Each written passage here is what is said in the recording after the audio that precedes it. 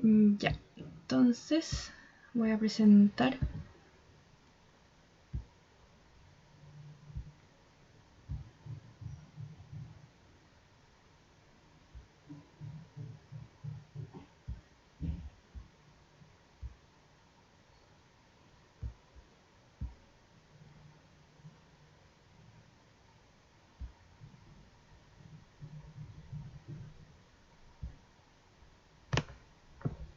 No, Inception. Ya, ahora sí.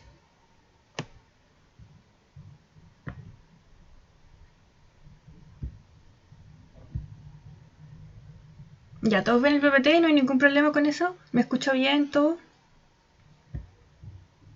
Con un sí me basta, por favor. Sí, todo bien. Ya. Y si alguien quiere entrar y no lo he dejado entrar, que me avise algún compañero, porque lo que pasa es que cuando comparto pantalla no me sale como la notificación de quién quiere entrar. Así que... Ah, pero creo que se escucha un sonido.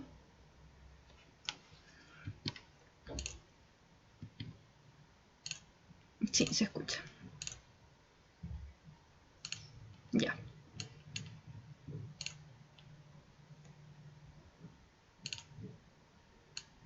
Entonces, este es el laboratorio número 3, si no me equivoco, y lo que nos corresponde ver hoy día es la volumetría de complejamiento, ¿sí? Porque creo que ya vieron volumetría ácido base y cálculo de concentraciones, que es lo anterior, entonces nos vamos ahora con la de complejo, que es en verdad mucho más fácil que la de ácido base, así que no se preocupen. Ya. La volumetría complejométrica, o volumetría de complejos, que yo creo que es más fácil. Entonces lo que vamos a ver hoy es una pequeña introducción al equilibrio de complejamiento, a los complejos, que posiblemente ya lo hayan visto en cátedra, y después nos vamos más a los valorantes.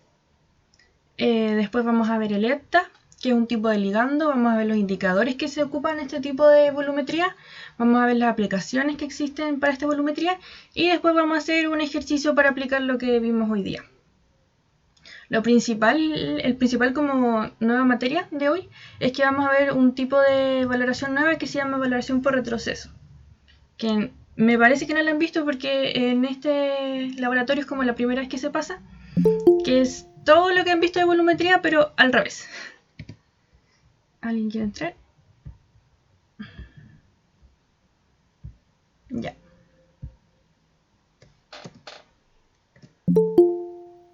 ¿Otra persona quiere entrar?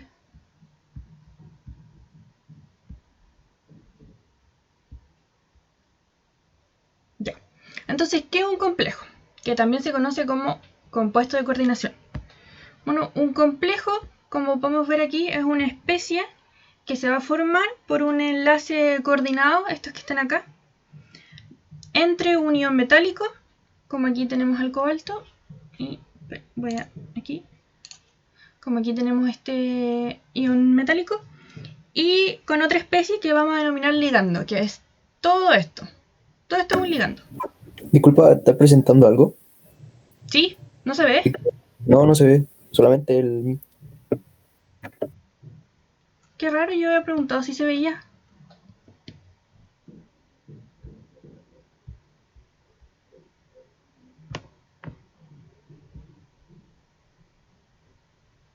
Tu, tu, tu.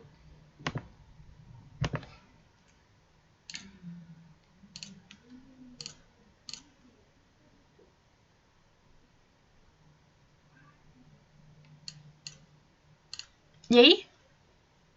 Ahí sí, ahí se ve. Entonces, nada de lo anterior vieron. Bueno, no importa, es como la pura introducción. Ya.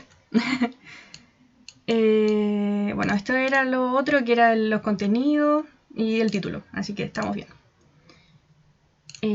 Ya, ahora sí.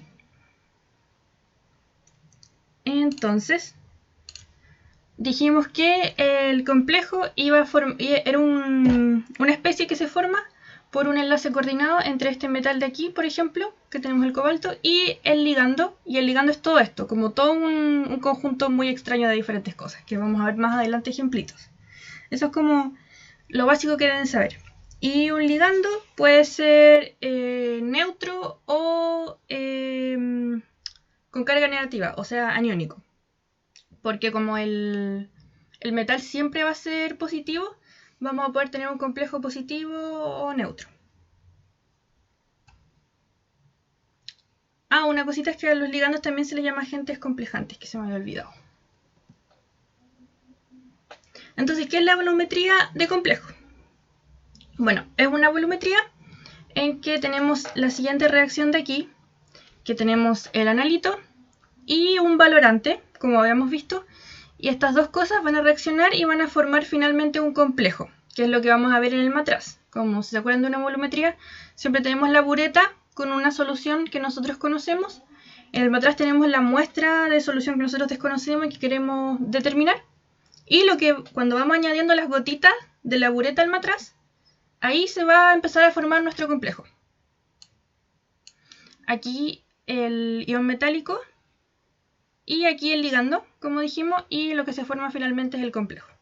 Aquí en este caso el ligando tiene carga negativa, pero también puede tener carga neutra, no hay ningún problema. En cambio el ion metálico siempre va a tener carga positiva.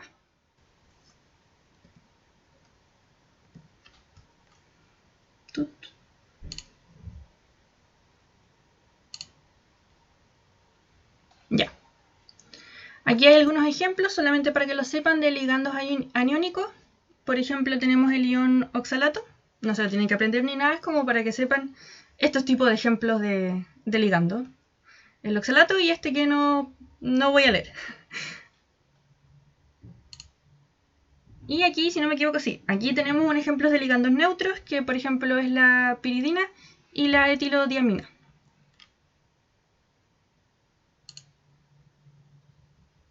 Bueno, ¿y cuál es la utilidad de esta volumetría de complejamiento? Más que nada es para que nosotros podamos determinar la concentración de un metal, porque la volumetría en sí se basa siempre en determinar una solución que nosotros, o sea, determinar la concentración de una solución que no conocemos en base a una que sí conocemos. ¿Y cómo se hace esta volumetría entonces? Mediante la adición de un agente complejante, es decir, lo que está en la bureta, de una concentración que nosotros conocemos. Y aquí, ¿por qué dice viceversa? Porque como les expliqué, en este tipo de volumetría podemos hacer la volumetría normal que conocemos, donde de la bureta le agregamos al matraz y vamos viendo, o una volumetría que se llama por retroceso, que vamos a ver ahora más adelante, que es al revés, como que cambiamos todo el juego. En vez de agregar un agente complejante, o sea, un ligando, en vez de que esté el ligando en la bureta, va a estar el ion metálico en la bureta. Pero lo vamos a ver más adelante, no se preocupen. Entonces, vamos viendo los valorantes. Aquí estamos hablando de una volumetría normal, donde el valorante es el ligando, o sea, lo que está en la bureta, y lo que se va añadiendo gotita a gotita. Y tenemos dos tipos, los inorgánicos y los orgánicos. Pero los inorgánicos no se ocupan, así que olvidémonos de eso. Y quedémonos con los orgánicos, que son los que ocupamos principalmente en química analítica. Si no me equivoco, el que más se ocupa es el ETA, que posiblemente salga más adelante, porque me acuerdo mucho de haberlo ocupado en el laboratorio. Bueno, ¿qué puedo decir de los ligandos orgánicos? Es que poseen grupos funcionales, y estos grupos funcionales son capaces de ceder pares de electrones, y finalmente pueden formar complejos, porque el ligando con el metal forma el complejo. Y son complejos estables, con pKc grande y con una relación estequiométrica 1:1. No sé si vieron en cátedra lo que es el Kc, que es la constante de disociación de un complejo, o sea, con qué tanta fuerza va a disociar. Por lo tanto, el pKc es al revés.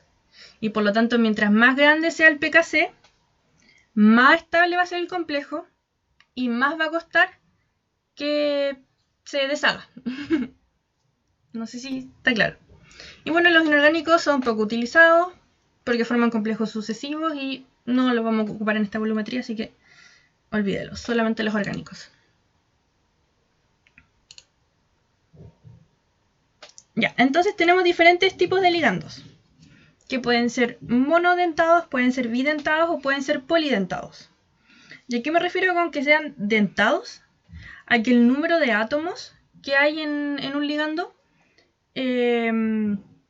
se unen al metal central. Entonces, cuando es monodentado, por ejemplo, es un átomo. Cuando es bidentado, en este caso, son dos. ¿Sí?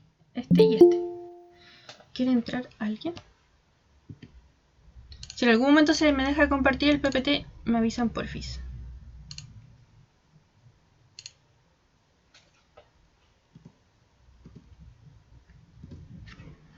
Bueno, y el polidentado más usado y que vamos a ocupar también en este laboratorio de hoy día, bueno, a nivel teórico, es el hepta, que es polidentado. O sea que tiene muchos números de átomos que se unen al metal central, como podemos ver aquí. Y este es el más usado. Ahora vamos a ver por qué, si no me equivoco, si no se los menciono igual.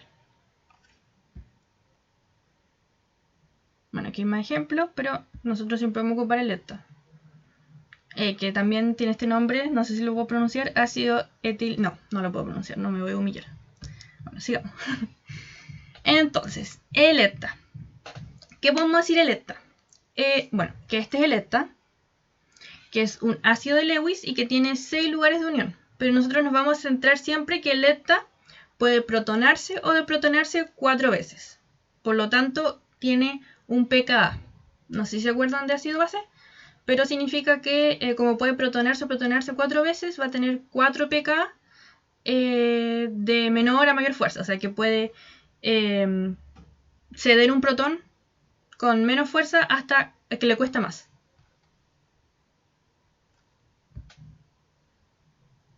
Bueno, aquí los tenemos, pero nosotros solamente nos vamos a centrar en 4, aquí. Ácido, el ácido neutro, que es el tetraprótico, o sea que puede ceder o aceptar 4 protones.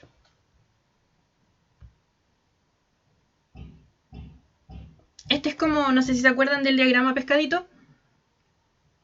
Aquí tenemos los 4 valores en los que se puede ir deprotonando el hepta.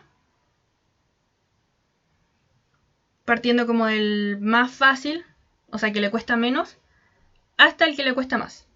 Y esto obviamente a diferente pH.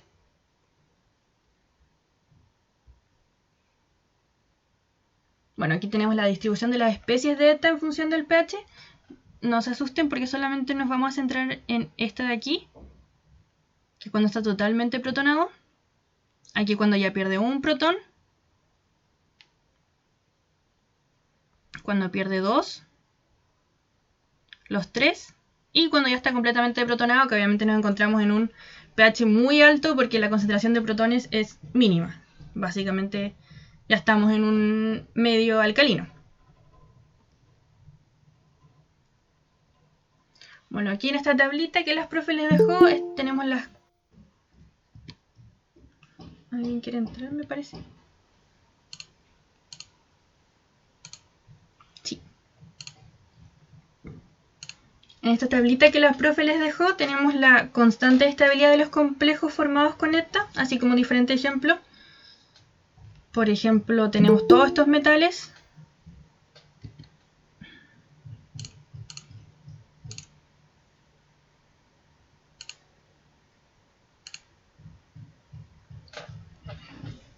Bueno, aquí tenemos todos estos diferentes tipos de metales que van a poder complejarse con el hepta, porque el hepta es el ligando, y van a formar diferentes tipos de complejos.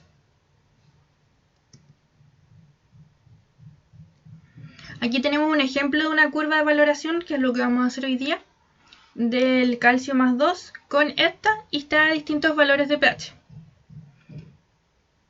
Y como pueden ver, al ir aumentando el pH, va aumentando el calcio, lo que significa que a mayor pH hay menos concentración de calcio.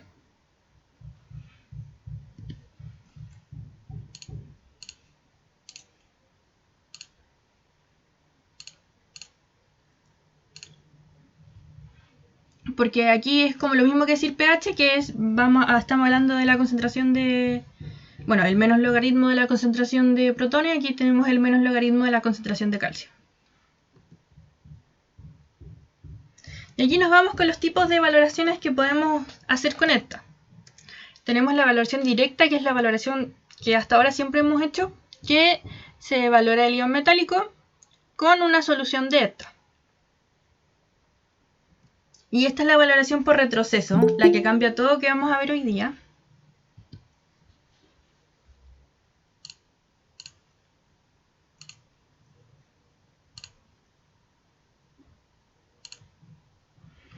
Donde la gran diferencia aquí es que le añadimos un exceso de ETA al analito. Y lo que vamos a hacer nosotros es valorar este exceso de ETA que le vamos a añadir.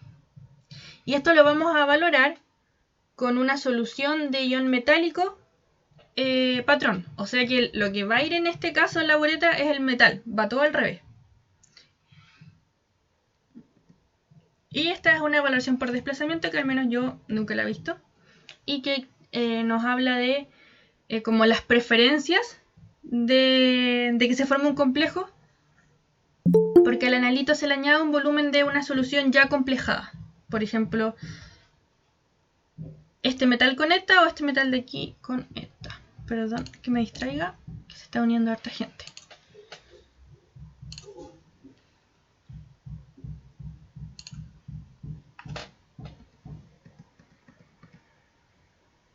Ya. Ahora nos vamos a los tipos de indicadores que vamos a ocupar en esta volumetría más que nada.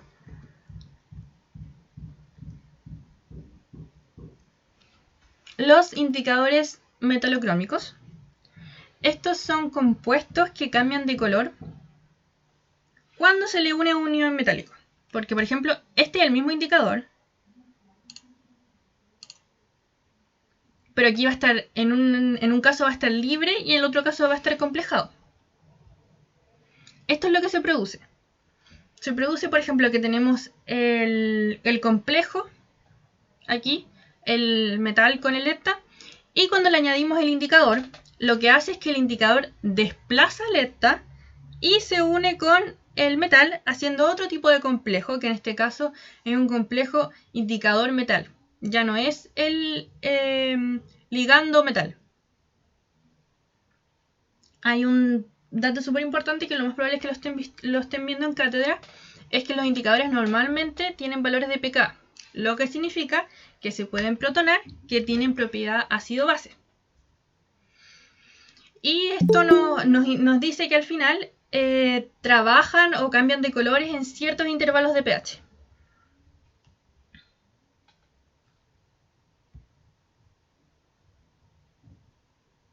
Aquí, por ejemplo, tenemos, no estamos hablando de ningún indicador, es un ejemplo muy básico, donde nos hablamos un rango del viraje del indicador, es decir, cuando va cambiando de color. Aquí, al principio de la valoración, estamos hablando del indicador cuando está solito, cuando no se le ha agregado nada. Y a medida que se le va agregando el metal y se forma el complejo indicador metal, ya cambia de color, ya no parte con azul. Ahora se está volviendo más rosadito.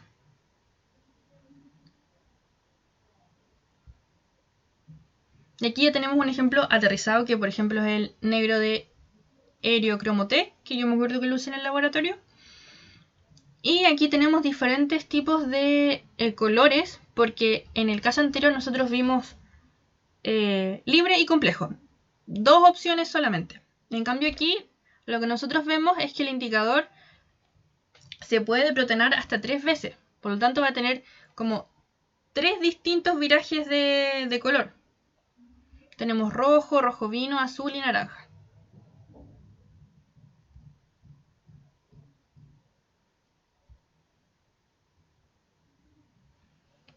Bueno, esta es la distribución del negro de eriocromo T, donde tenemos aquí rojo, después tenemos azul y tenemos ya después anaranjado cuando estamos a un pH prácticamente básico.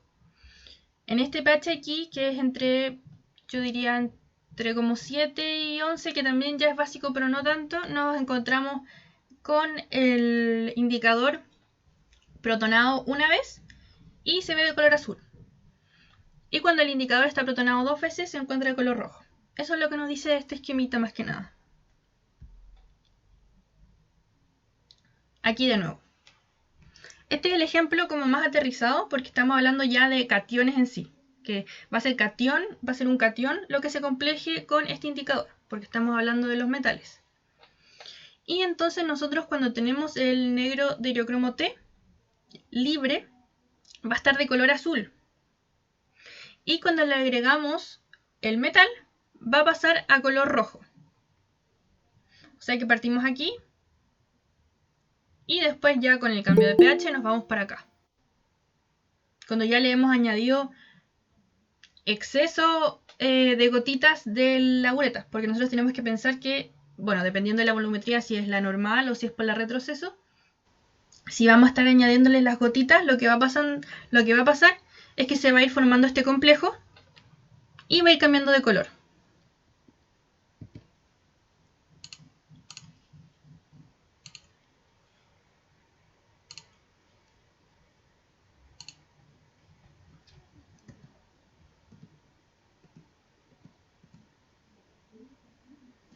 Aquí tenemos ya el ejemplo de lo que hubiese sido el laboratorio, donde aquí tenemos el azul que hablamos antes, que es más bien verde. Yo siempre lo encontré verde en el laboratorio. Pero bueno, aquí tenemos el negro de heliocromo cuando lo añadimos directamente, cuando todavía no está formando ningún complejo, sino que está libre, está de este color. Y cuando ya se complejó, o sea, terminó la volumetría, le añadimos el metal y se formó esta especie. Es más bien un rojo vino. Aquí está complejado. Bueno, esto es otro ejemplo también que se ocupa mucho en este tipo de volumetría, que es la murexida. Aquí tenemos en la murexida lo mismo que vimos recién, cuando está protonada 2 veces, cuando está 3 veces y cuando está 4 veces. Y dependiendo del tipo de pH entonces en el que se encuentre, va a estar protonada esa cantidad de veces y su color también va a ser distinto. Ya tenemos azul, más o menos en un rango de pH mayor a 10,9. Entre 9,2 y 10,9 tenemos que está en color violeta y se encuentra protonada 3 veces. Y ya en un pH bajo 9,2, que ya es más bien rojo-violeta. Y si nos damos cuenta de estos valores, la murexina funciona muy bien como a pH alcalino, como a estos tipos de pH trabaja.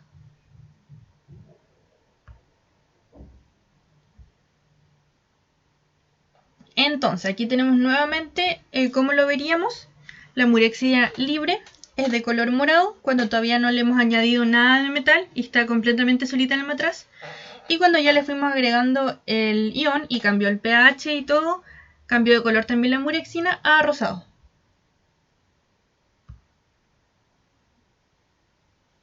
Bueno, aquí tenemos la utilidad de estos indicadores. Esto quiere decir para qué tipo de metales normalmente se ocupa. Y aquí está muy bien dividido el método directo, que es el método normal que nosotros conocemos, y el método por retroceso, que es cuando todo cambia. Entonces, dependiendo del metal que nosotros vayamos a valorar, elegimos qué tipo de indicador vamos a utilizar. En el laboratorio de hoy, por ejemplo, lo que se hace es cuantificar calcio en una muestra de leche. Y esto lo vamos a hacer por retroceso. Por lo tanto, estaría muy bien elegir la murexina o el negro de heliocromo T, como podemos ver aquí el calcio.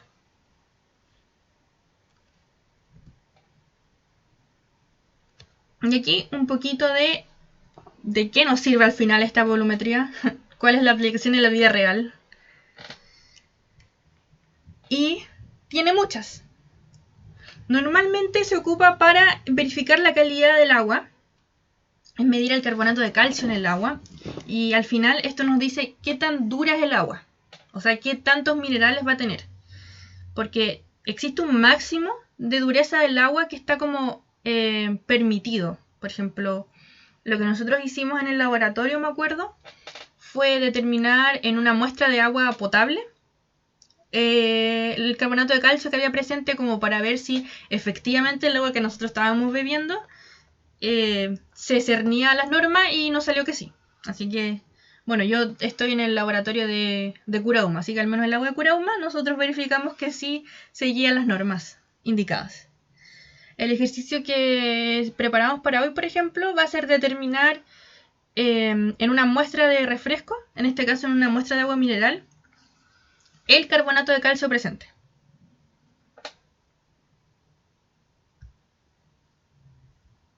Bueno, y aquí nos vamos ya a lo que hubiésemos hecho en el laboratorio, que es la determinación de calcio en una muestra de leche. Y lo que se hace aquí es la valoración por retroceso, que es toda la valoración, por así decirlo, al revés. Es una valoración indirecta, porque lo que tenemos en la uretra es una solución de metal patrón. Y lo que tenemos en nuestro matraz va a ser la muestra problema que nosotros queremos cuantificar y va a ser el ETA, que es el ligando. Y aquí, por ejemplo, estos serían los cálculos que hubiésemos hecho porque aquí tenemos que hacer dos tipos de valoraciones. Tenemos que hacer la valoración 1, que es con la muestra, y después vamos a hacer la valoración 2, que es sin la muestra, sin nada. Y a eso se le llama valoración blanco, que nos va a permitir finalmente hacer los cálculos. Entonces aquí nosotros vamos viendo cómo se interpretaría. Para calcular, por ejemplo, los milimoles de ETA totales, nosotros tenemos que sumar los milimoles de ETA que reaccionan y los milimol de ETA que quedan en exceso. ¿Y cómo se interpreta eso? Bueno, los milimoles de ETA totales, por ejemplo, sería el volumen de gasto que nosotros vemos por la concentración de calcio que la conocemos, porque es lo que está en la uretra, es la solución de concentración conocida. Después, para los milimoles de ETA, tenemos que son iguales a los milimoles de calcio. Y finalmente, para calcular el milimol de ETA en exceso, lo que nosotros vamos viendo es también el volumen de gasto de la uretra por la concentración de calcio. Si se fijan, este es igual a este. Y es por eso que necesitamos dos valoraciones. Porque en la valoración 1, nosotros vamos a ocupar esta, que es la valoración por retroceso. Y para la valoración 2, que va a ser la valoración en blanco, vamos a ocupar este volumen. Ahora vamos a ver por qué.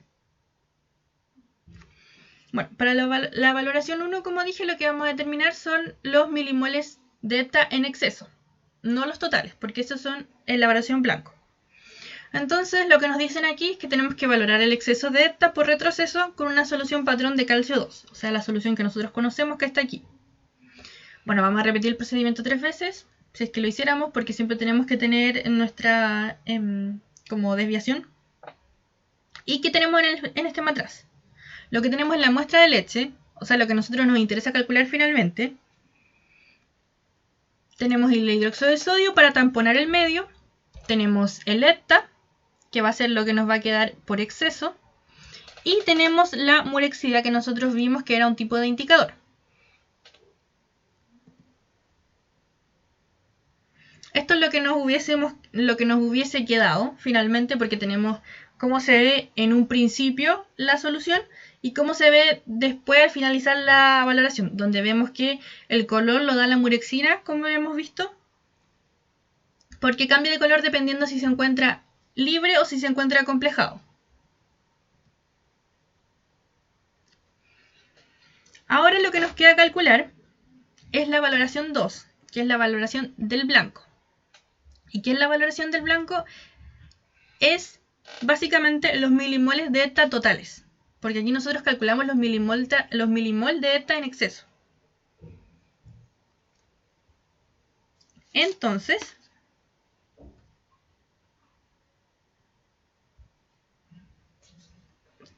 para hacer esta segunda valoración, donde vamos a determinar los milimoles de ETA totales, vamos nuevamente a valorar el exceso de ETA por retroceso con la solución patrón de calcio, pero esta vez, si se fijan aquí, no tenemos la muestra problema, que es nuestra porción, nuestra muestra de calcio. Aquí ya no ponemos nada, ponemos agua solamente, para que no quede tan concentrado, en vez de poner la correspondiente muestra problema.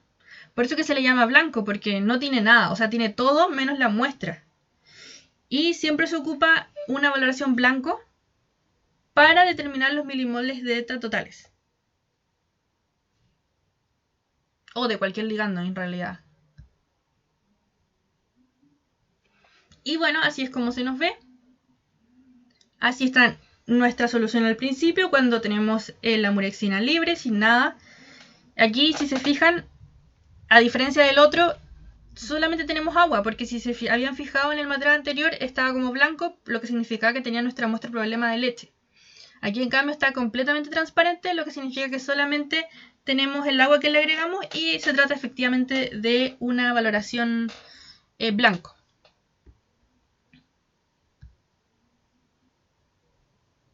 Y Y aquí entonces nos vamos a lo que a nosotros nos interesaba finalmente, que era calcular los milimoles de calcio, porque eso es lo que nosotros queremos ver, cuántos milimoles de calcio hay en la muestra de leche. Y resulta que tenemos esto y al final solamente nos queda esto. Entonces, a los milimoles de ETA totales se les va a restar los milimoles de ETA en exceso y vamos a tener los milimoles de ETA que finalmente reaccionaron. Y los milimoles de ETA que reaccionaron son lo mismo que los milimoles de calcio, porque nos encontramos en el punto de equivalencia, donde las concentraciones son exactamente las mismas, donde todo reacciona. Y bueno, lo que había que hacer en el laboratorio era que una vez que calculábamos los moles de calcio, teníamos que calcular la concentración de calcio en la muestra. Que eso era haciendo las divisiones y todo, pero como no lo hicimos, aquí finalmente es lo que tenemos, lo que nos pedía el laboratorio, que era cuántos milimoles de calcio hay en la muestra.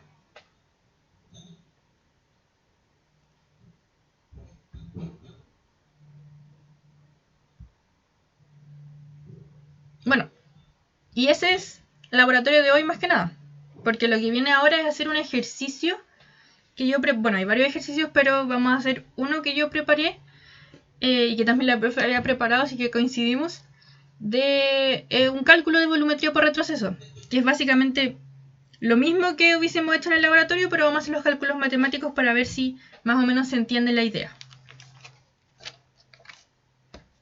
Me voy a ir al ejercicio al tiro.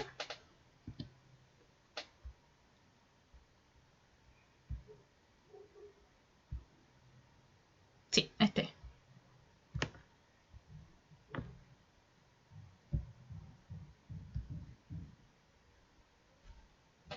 Y entonces, ¿qué nos dice este ejercicio? Nos dice que se preparó una solución de ETA y esta solución la prepararon disolviendo 4 gramos de esta sal disódica en 1 litro de agua. ¿Qué hicieron después? Observaron que se gastó un volumen de 42,35 mililitros de esta solución para titular alícuotas de 50 mililitros de una solución patrón. Y esta solución patrón fue hecha con 0,7682 gramos de carbonato de magnesio por litro. ¿Sí? El ejercicio que vamos a hacer ahora, porque hay carbonato de calcio y carbonato de magnesio. El que vamos a calcular ahora es el carbonato de magnesio. Entonces nos vamos a saltar esta parte y nos vamos aquí. Donde valoraron una alícuota de 50 mililitros de agua mineral con un indicador que era específico para calcio. ¿Sí? Entonces lo que queremos determinar ahora es cuánto calcio hay en esta agua mineral. Y lo que descubrieron es que necesitaron 31,52 mililitros de la solución de esta. Es decir, que el volumen de gasto de la bureta fue de esto. Entonces, teniendo todos estos datos, a nosotros nos piden calcular la molaridad de la solución de esta, porque la necesitamos sí o sí para después hacer los cálculos de cuánto calcio hay. Si se fijan, es como lo mismo que hubiésemos hecho en el laboratorio. Entonces lo vamos haciendo aquí paso por paso. Ay.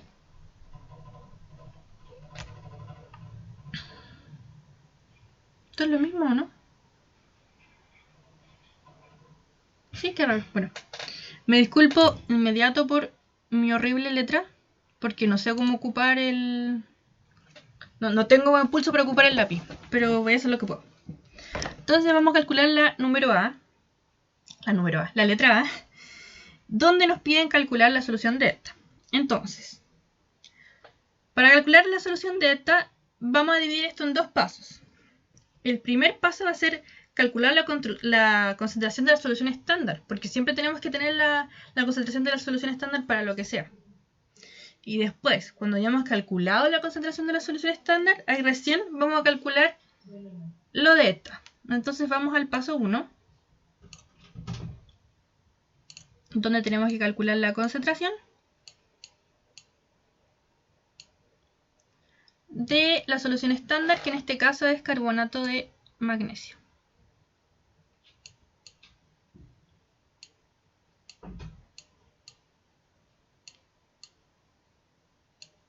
Entonces, aquí nos vamos de full al cálculo de concentraciones, que es lo primero que se ve en los laboratorios. Es más que nada que eso, no tiene ninguna mayor dificultad, así que no se preocupen si no entienden el ejercicio, porque lo vamos a ir desmenuzando ahora paso por paso. Entonces, lo primero que tenemos que hacer es simplemente transformar este dato que tenemos aquí, que al final es una concentración, porque son gramos partido por litro, en molaridad, para poder así despejar la molaridad de la solución de ETA, porque tenemos que trabajar siempre con las mismas unidades. Entonces, lo primero que tenemos que hacer es... voy a minimizar aquí y mejor lo voy a hacer en cuadro de texto, porque si no va a quedar horroroso.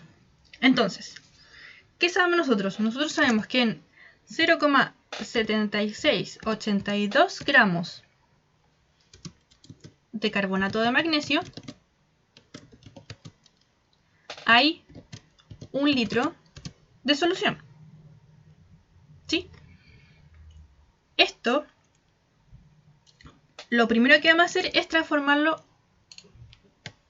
a moles. ¿Y cómo se hace?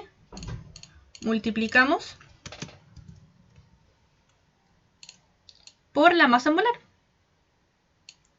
que en este caso la masa molar del carbonato de magnesio es 84,3. Entonces, sabemos que 1 mol de carbonato de magnesio son 84,31 gramos de carbonato de magnesio. ¿Y qué pasa con esto? Se nos va inmediatamente los gramos aquí y se nos van aquí. Y nos queda todo en moles partido por litros. Y eso es la molaridad. Pero falta un paso, que es la relación estequiométrica entre el magnesio y el carbonato de magnesio, que es súper importante. Pero como nosotros somos afortunados, la relación es 1:1 si se fijan bien, porque aquí tenemos solamente un magnesio. Entonces tenemos 1 mol de magnesio es a 1 mol de carbonato. ¿Sí? Porque aquí tenemos uno solamente, entonces la relación siempre es 1:1. Y esto nos va a dar finalmente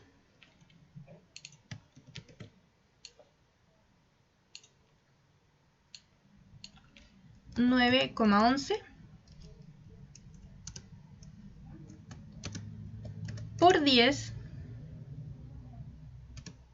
y este 10 está elevado a menos 3.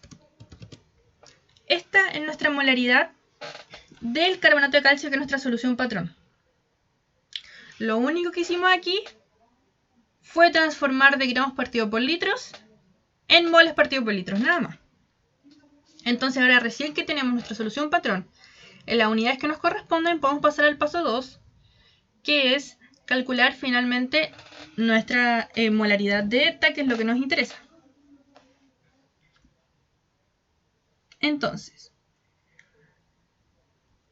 ¿cómo hacemos esto?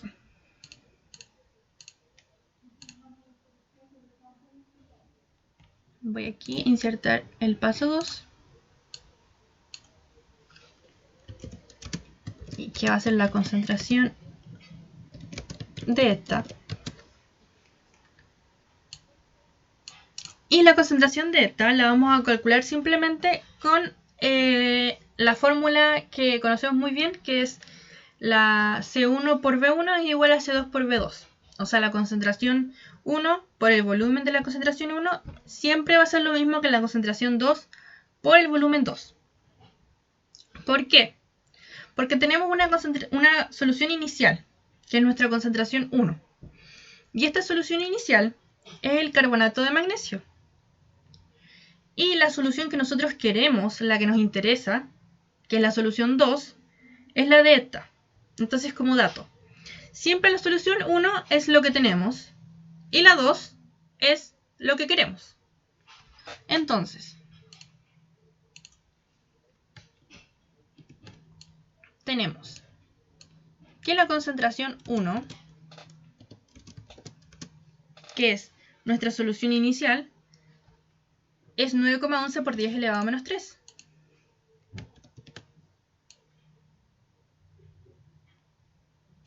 Después, el volumen 1,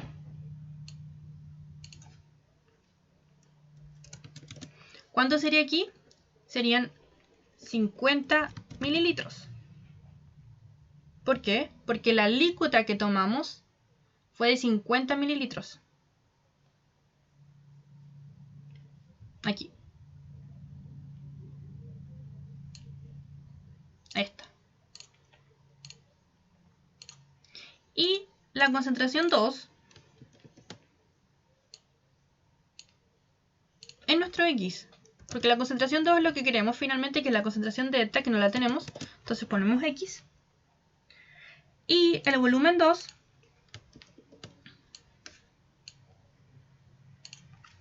¿cuánto sería el volumen 2? Sería el gasto de la uretra, porque es finalmente el volumen que se necesita para la reacción.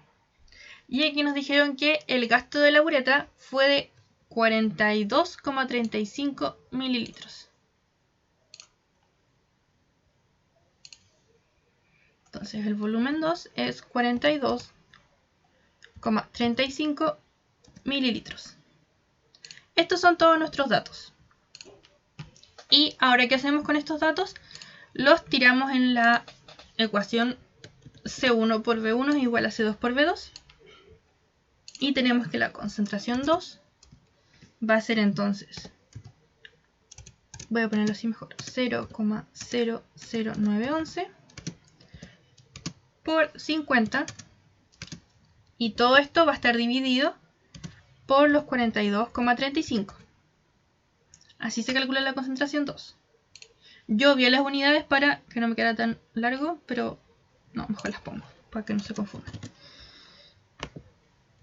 Mililitros y mililitros. Y finalmente resolvemos esto y da que la concentración 2, que es la concentración finalmente de esta, es 0,01075 molaridad.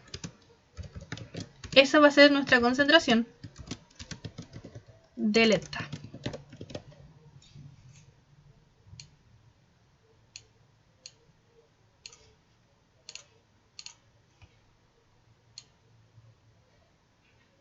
Entonces, ahora que ya tenemos nuestra concentración de esta, recién podemos pasar al siguiente ejercicio, que finalmente es donde necesitamos este dato para poder obtener el siguiente, que nos dicen calcular las partes por millón de carbonato de calcio.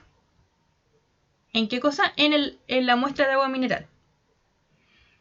Entonces, vamos a partir de nuevo paso a paso.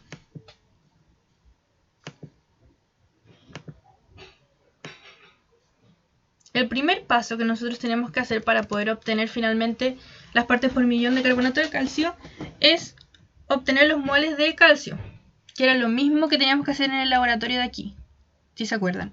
Al final todo se cernía en calcular los milimoles de calcio. Entonces lo primero que vamos a hacer es calcular los moles de calcio más 2. ¿Y cómo se hace esto? Bueno, lo que vamos a hacer aquí es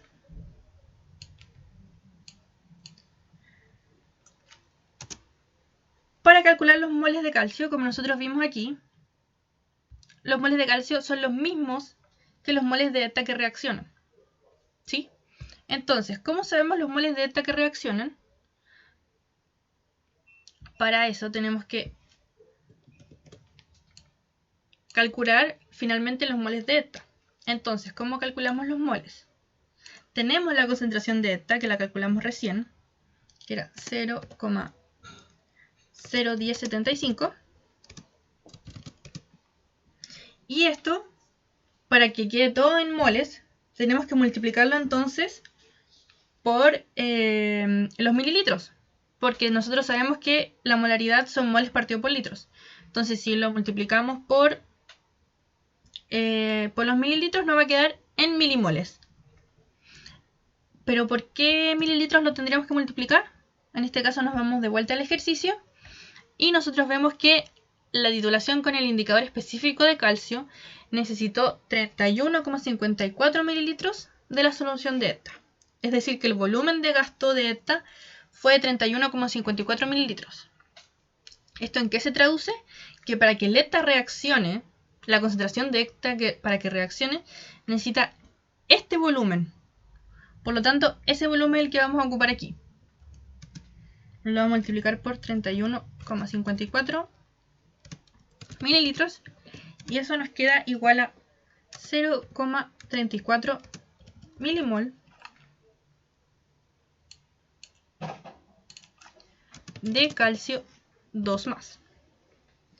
Entonces, ahora que tenemos los milimoles de calcio 2+, lo que tenemos que pasarlo es a partes por millón, que es de nuevo esto solamente.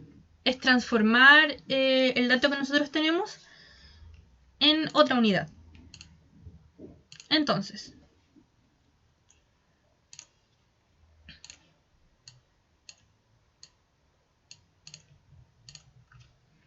tenemos los 0,34 milimol de calcio. Y esto está partido en 50 mililitros. ¿Por qué? Porque nosotros dijimos que tomamos alícuotas de la muestra problema de 50 mililitros. Por eso, porque aquí estamos hablando de la concentración de calcio. Esto nos dice que en los 50 mililitros de alícuota que tomamos de la muestra de agua mineral, tenemos esta cantidad de milimoles de calcio. ¿Qué tenemos que hacer ahora? Tenemos que transformar esto a gramos, porque estamos hablando de partes por millón. Entonces lo multiplicamos por su masa molar, que aquí es 100,09 como sale en el problema. Entonces multiplicamos por 100,09 miligramos, porque tenemos que pasar las partes por millón, del carbonato de calcio partido en 1 milimol de carbonato de calcio.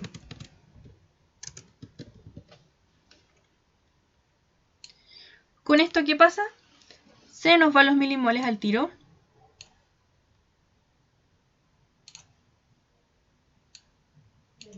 Y nos queda todo en gramos, partidos por los litros. Entonces, lo que tenemos que hacer ahora es ver la relación estequiométrica igual que habíamos hecho antes. Aquí. Que para nuestra suerte igual es 1:1. Porque en el carbonato de calcio hay un calcio. Entonces, de todas formas, la relación es 1:1.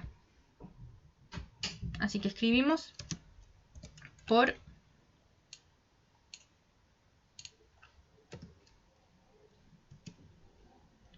1 milimol del carbonato de calcio es a 1 milimol de calcio. Teniendo todo esto, lo único que nos falta es pasarlo a partes por millón. ¿Y cómo los pasamos a partes por millón? Tenemos que seguir achicando el número. Entonces, ¿cómo lo hacemos? Ahora lo tenemos que pasar a microgramo. Microgramo partido en mililitro. Porque microgramo partido en mililitro es parte por millón. ¿Y cómo lo hacemos? Bueno, nosotros sabemos que 1000 microgramos equivalen a 1 miligramo. Y así entonces, si vemos aquí, se nos van los miligramos aquí y se nos van los miligramos aquí. ¿Y qué nos queda finalmente? Nos queda mililitros y nos quedan microgramos, que es partes por millón. Y hacemos todo este cálculo y da 681 microgramos partido en mililitros. Y esto es lo mismo que decir 681 partes por millón.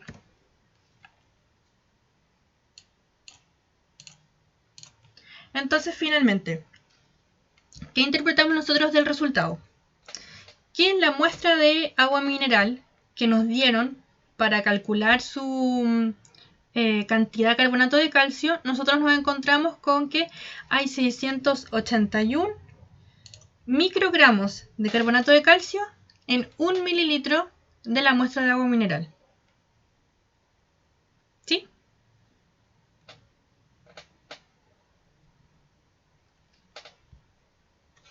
No sé si quedaron con duda o cualquier cosa, porque esto sería el laboratorio de hoy. Y para hacer más ejercicios, creo que la profe les va a subir más ejercicios con respuestas. Así que no sé si quedaron todos claros, son completamente libres. Y yo al tiro voy a, ¿cómo se llama esto? Subir la clase a YouTube y de ahí comparto el link en el aula para los que no pudieron asistir y la puedan ver y no se queden atrasados.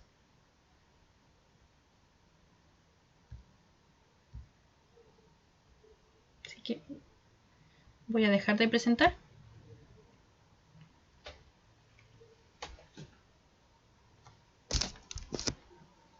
Ya. Eso pues, chiquillos. Si no tienen ninguna duda y les quedó todo claro, son libres. Espero que les haya servido el laboratorio. Que estén bien. Gracias. Una duda chiquita, entonces a las 2:30 no vamos a tener laboratorio. No, porque este fue el laboratorio. Ah, buena, gracias. Así que son libres. Chao. Que estén bien. Muchas gracias.